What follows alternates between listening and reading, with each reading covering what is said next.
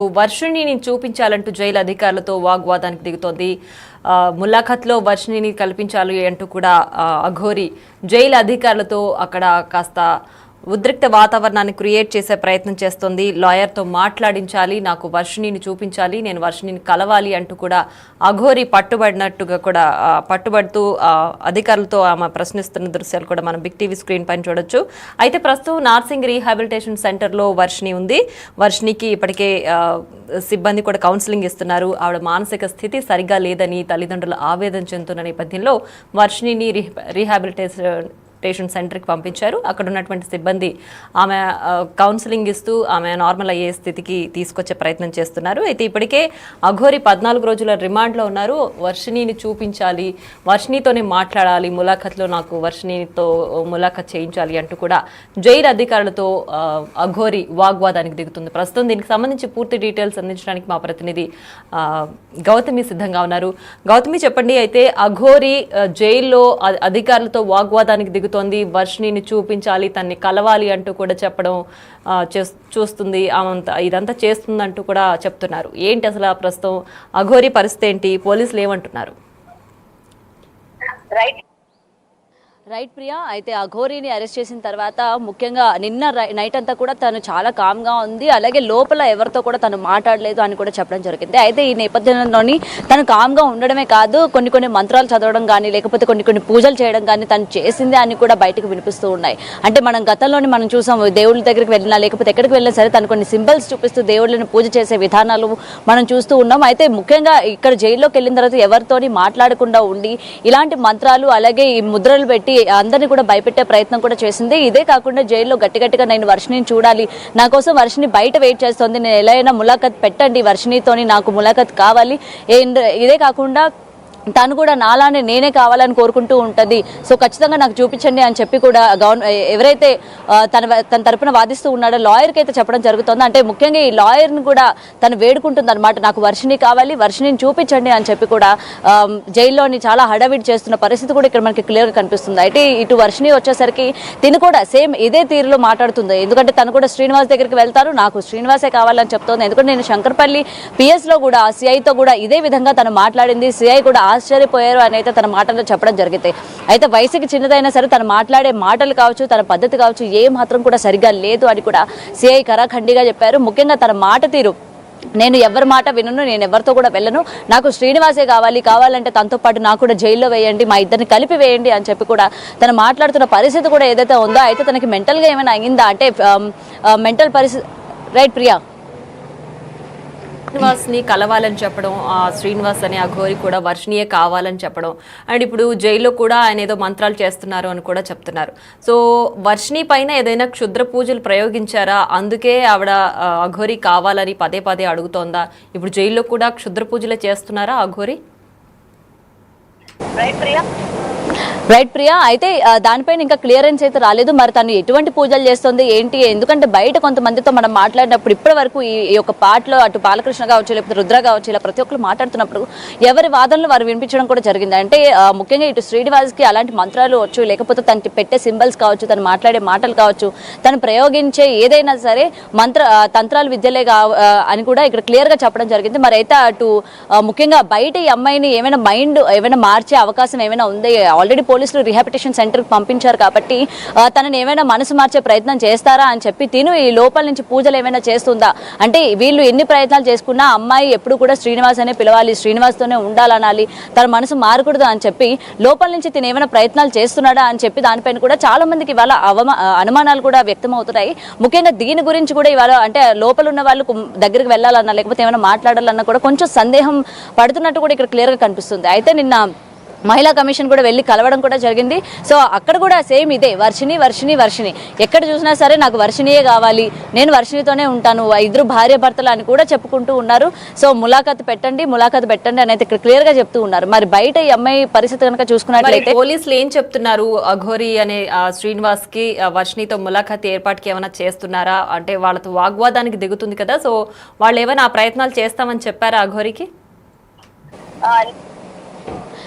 లేదు ప్రియా, ఎందుకంటే ఎటువంటి ములాఖాత్ కూడా పెట్టే అవకాశం లేదు. మళ్ళీ ఆ అమ్మాయిని గనక చూపించినట్లే అయితే మళ్ళీ వీడు ఏమైనా చేస్తాడేమో, లేకపోతే ఆల్రెడీ అమ్మాయిని వాడి నుంచి దూరంగా తీసుకువెళ్ళాలి అనే కదా ఆల్రెడీ వాళ్ళ పేరెంట్స్ని అప్పచెప్పడం. కానీ ముందుగా అమ్మాయి మైండ్ని సరిచేసి అమ్మాయి పద్ధతిని ఒక దారిలో పెట్టి అప్పుడు వాళ్ళ పేరెంట్స్కి అప్పచెప్పాలన్నట్టే కదా ఇటు రిహాబిలిటేషన్ సెంటర్కి పంపించారు.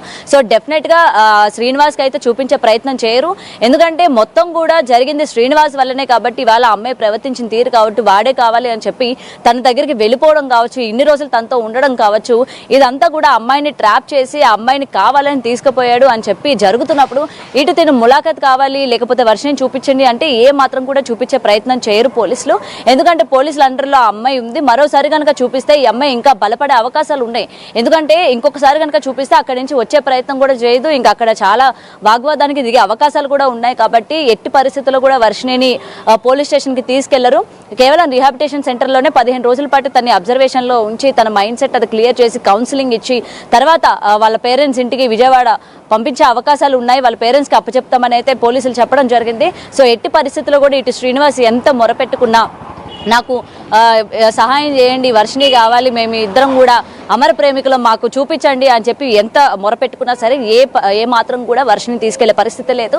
చూపించే ప్రయత్నం కూడా అస్సలు చేయరు. ఇప్పుడు వర్షిని తల్లిదండ్రులు ఏం చెప్తున్నారు ఈ మొత్తం వ్యవహారంలో? అటు అఘోరీ కావచ్చు, వర్షిని కావాలంటున్నారు, వర్షిని కూడా అఘోరీ కావాలని చెప్తున్నారు.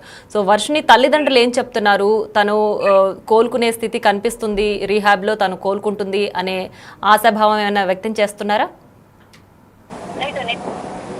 రైట్, నిన్న కూడా పిఎస్లోని పోలీసులను అదే వేడుకోవడం జరిగింది. మా అమ్మాయిని మాతోనైతే పంపించొద్దు, ఎందుకంటే గతంలో అలాగే పంపిస్తే, ఎందుకంటే గుజరాత్ నుంచి పంపించినప్పుడు అలానే వాళ్ళ అమ్మాయి వాళ్ళని మభ్యపెట్టి పారిపోయిన పరిస్థితి ఉంది కాబట్టి ఈసారి అలా పంపించొద్దు, మొత్తం కూడా అమ్మాయికి ట్రీట్మెంట్ ఇచ్చి క్లియర్ అయిన తర్వాత మీరు మాకు అప్పచెప్పండి, మేము పర్వాలేదు అని చెప్పి కూడా వాళ్ళైతే చెప్పడం జరిగింది. నిన్న వాళ్ళ ఆంధ్ర వెళ్ళిపోతామని కూడా చెప్పడం జరిగింది. సో వాళ్ళు ఏంటంటే ఇటు శ్రీనివాస్ ఎలా అయినా సరే తనకి తగిన శిక్ష పడాలి, అటు కుటుంబ సభ్యులకు కానీ ఇందులోని ఇన్వాల్వ్ చేయొద్దు అని కూడా చెప్తూ ఉన్నారు. ఎందుకంటే వాళ్ళకి సంబంధం లేదు అంటున్నారు. అటు శ్రీనివాస్ కుటుంబ సభ్యులు కూడా వాడు ఎలా పోతే పోనీ, మాకు అవసరమే లేదు, వాడిని జైల్లో పెట్టినా సరే మాకు అవసరం లేదు అని చెప్పి కూడా అటు వాళ్ళ అమ్మ నాన్న కూడా మాట్లాడిన పరిస్థితులు కూడా ఉంటాయి. సో ఏదైనా సరే మొత్తం కూడా ఒకవైపు అయిపోయింది అని కూడా చెప్పుకోవచ్చు. ఎందుకంటే శ్రీనివాస్ చేసిన అక్రమాలు కావచ్చు, లేకపోతే ఇలా అమ్మాయిని తీసుకెళ్లడం కావచ్చు, ఇవాళ ఎవరు కూడా శ్రీనివాస్ వైపు మాట్లాడే పరిస్థితి కూడా కనిపించట్లేదు. అండ్ ఇటు ముఖ్యంగా వర్షిని కూడా అటు పేరెంట్స్ దగ్గర వెళ్ళడానికి కూడా ఇంట్రెస్ట్ చూపించట్లేదు.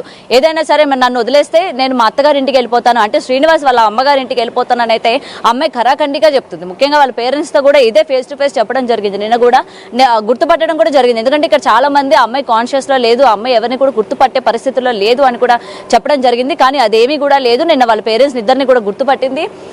నేను ఇంటికి రాను అని కూడా తను చెప్పడం జరిగింది. అసలు నేను ఎప్పటికీ కూడా రాను, ఎందుకంటే నేను మేజర్ని కాబట్టి నాకు నచ్చిన వ్యక్తిని నేను పెళ్లి చేసుకున్నాను, నాకు నచ్చినట్టు నేను జీవిస్తాను, మా అత్తగారి ఇంటికి నేను వెళ్ళిపోతాను, శ్రీనివాస్ వచ్చినంత వరకు నేను మా అత్తగారి ఇంట్లో నేను వెయిట్ చేస్తాను, వాళ్ళని నేను చూసుకుంటాను అని కూడా వర్షిని చాలా గట్టిగా చెప్తున్న పరిస్థితి ఇక్కడ కనిపిస్తుంది. నిజంగా తన మాటలు విని అక్కడ పోలీసులు కూడా కంగు తిన్నారన్న విషయం అయితే క్లియర్గా కనిపిస్తుంది. ఎందుకంటే తను ఈ విధంగా మాట్లాడుతుంటే తను మెచ్యూర్డ్గా మాట్లాడుతుందా లేకపోతే తెలిసి తెలియక మాట్లాడుతుందా అనే దానిపైన కూడా ఒక క్లియర్ కట్గా రాలేకపోతున్నారు. మరి అమ్మాయి పరిస్థితి కూడా చూసుకుంటే నిన్న మొత్తం కూడా తను మాట్లాడే విధానం కావచ్చు, లేకపోతే అమ్మాయి ప్రవర్తన కావచ్చు, ఆ అమ్మాయి అపియరెన్స్ కావచ్చు, చాలా తేడాగా ఉంది. ఎందుకంటే గతంలో చూసిన వర్షినికి వారం రోజుల తర్వాత చూసిన వర్షినికి చాలా డిఫరెన్స్ ఉంది. సో విష్ణు ఏదైతే వాళ్ళ పేరెంట్స్ అందరూ కూడా ఎలిగేషన్ చేస్తూ ఉన్నారో, ఏదైనా మందు పెట్టారు, ముఖ్యంగా పసరు మందు పెట్టారు, అందుకే మా అమ్మాయి ఈ విధంగా మాట్లాడుతుంది, మొత్తం కూడా తల వరకు శ్రీనివాసే ఎక్కువ ఉన్నాడు, శ్రీనివాస్ అనే అంటున్నారు. కాబట్టి ఖచ్చితంగా మా అమ్మాయికి టెస్టులు చేయండి, బ్లడ్ టెస్ట్ చేయండి, అన్ని రిపోర్ట్స్ అన్ని కూడా మంచిగా వచ్చిన తర్వాత కౌన్సిలింగ్ బాగా ఇచ్చిన తర్వాతే మాకు అందజేయండి, నెలైనా పర్వాలేదు, 2 నెలలైనా పర్వాలేదు అని చెప్పి కూడా వాళ్ళ పేరెంట్స్ నిన్న అక్కడ గట్టిగా చెప్పడం కూడా జరిగింది. వాళ్ళ అమ్మాయి క్షేమంగా ఉండడమే వాళ్ళకి కావాలి అని కూడా ఇక్కడ చెప్తున్న పరిస్థితి ఉంది. ప్రియా, ఇంకా వర్షిని అఘోరిని కలవాలంటూ, అలాగే అఘోరి కూడా వర్షినిని కలవాలంటూ కూడా పోలీసులతో అఘోరి వాగ్వాదానికి దిగుతున్నారు. ప్రస్తుతం 14 రోజుల పాటు రిమాండ్లో ఉన్నారు అఘోరి. సో ఈ నేపథ్యంలోనే నేను వర్షినిని చూడాలి, వర్షినిని కలవాలి, ములాఖత్ ఏర్పాటు చేయండి, నాకు వర్షిని కావాలి, మేమిద్దరం పెళ్లి చేసుకున్నామంటూ కూడా పోలీసులతో అఘోరి వాగ్వాదానికి దిగుతున్నారు. అలాగే వర్షిని కూడా రీహాబిలిటేషన్ సెంటర్లో ట్రీట్మెంట్ తీసుకుంటోంది. తన మానసిక స్థితి సరిగ్గా లేదని తల్లిదండ్రులు చెప్తున్న నేపథ్యంలో తన అక్కడ ట్రీట్మెంట్ తీసుకుంటుంది. పూర్తిగా కోలుకున్న తర్వాతనే తల్లిదండ్రులకు అప్పగించాలంటూ కూడా తల్లిదండ్రులు చెప్తున్నారు. సో తన మానసిక స్థితి సరిగా లేదు, తనకి ఏవో పసరు మందులు పెట్టారు, లేదంటే తన పైన ఏదో ప్రయోగించారు, అందువల్లే తను అఘోరి కావాలి, ఆ శ్రీనివాస్ కావాలి అని చెప్తుంది అని తల్లిదండ్రులు ఆరోపిస్తున్నారు. సో మొత్తం కూడా క్లియర్గా టెస్ట్లన్నీ చేసి తనకి ట్రీట్మెంట్ అయ్యి తన మానసిక స్థితి అంత కరెక్ట్గా ఉన్న తర్వాతే తల్లిదండ్రులకి అప్పగించాలని చెప్పి కూడా వాళ్ళు వేడుకుంటున్నారు. ప్రస్తుతం అయితే శ్రీనివాస్ చీటింగ్ కేసులో 14 రోజుల పాటు రిమాండ్లో ఉన్నారు.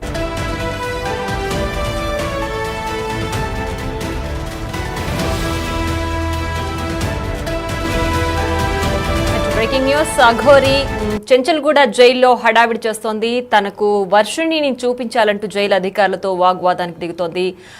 ములాఖత్లో వర్షిణిని కల్పించాలి అంటూ కూడా అఘోరి జైలు అధికారులతో అక్కడ కాస్త ఉద్రిక్త వాతావరణాన్ని క్రియేట్ చేసే ప్రయత్నం చేస్తోంది. లాయర్తో మాట్లాడించాలి, నాకు వర్షిణిని చూపించాలి, నేను వర్షిణిని కలవాలి అంటూ కూడా అఘోరి పట్టుబడినట్టుగా కూడా పట్టుబడుతూ అధికారులతో ఆమె ప్రశ్నిస్తున్న దృశ్యాలు కూడా మనం బిగ్ టీవీ స్క్రీన్ పైన చూడొచ్చు. అయితే ప్రస్తుతం నార్సింగ్ రీహాబిలిటేషన్ సెంటర్లో వర్షిణి ఉంది. వర్షిణికి ఇప్పటికే సిబ్బంది కూడా కౌన్సిలింగ్ ఇస్తున్నారు. ఆవిడ మానసిక స్థితి సరిగా లేదని తల్లిదండ్రులు ఆవేదన చెందుతున్న నేపథ్యంలో వర్షిణిని రీహాబిలిటేషన్ సెంటర్కి పంపించారు. అక్కడ ఉన్నటువంటి సిబ్బంది ఆమె కౌన్సిలింగ్ ఇస్తూ ఆమె నార్మల్ అయ్యే స్థితికి తీసుకొచ్చే ప్రయత్నం చేస్తున్నారు. అయితే ఇప్పటికే అఘోరి 14 రోజుల రిమాండ్లో ఉన్నారు. వర్షిణిని చూపించాలి, వర్షిణితోనే మాట్లాడాలి, ములాఖత్లో నాకు వర్షిణితో ములాఖత్ చేయించాలి అంటూ కూడా జైలు అధికారులతో అఘోరి వాగ్వాదానికి దిగుతుంది. ప్రస్తుతం దీనికి సంబంధించి పూర్తి డీటెయిల్స్ అందించడానికి మా ప్రతినిధి గౌతమి సిద్ధంగా ఉన్నారు. గౌతమి, చెప్పండి. అయితే అఘోరి జైల్లో అధికారులతో వాగ్వాదానికి దిగుతుంది. వర్షిణిని చూపించాలి, తన్ని కలవాలి అంటూ కూడా చెప్పడం చూస్తుంది, ఇదంతా చేస్తుందంటూ కూడా చెప్తున్నారు. ఏంటి అసలు ప్రస్తుతం అఘోరి పరిస్థితి ఏంటి? పోలీసులు ఏమంటున్నారు? రైట్ ప్రియా, అయితే అఘోరిని అరెస్ట్ చేసిన